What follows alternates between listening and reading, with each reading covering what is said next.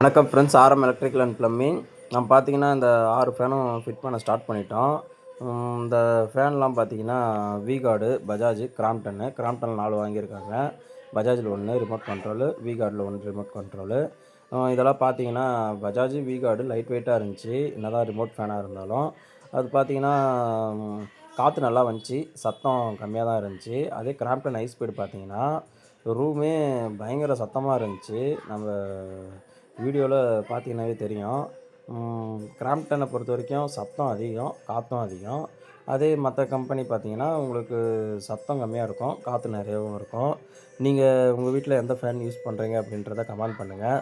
உங்களுக்கு ஃபேன் எந்த மாடல் வாங்கலாம், என்ன ஃபேன் வாங்கலாம் அப்படின்னு சில பேருக்கு டவுட் இருக்கும். அந்த மாதிரி இருக்கிறவங்களும் நம்மளுக்கு கமெண்ட் பண்ணுங்கள்.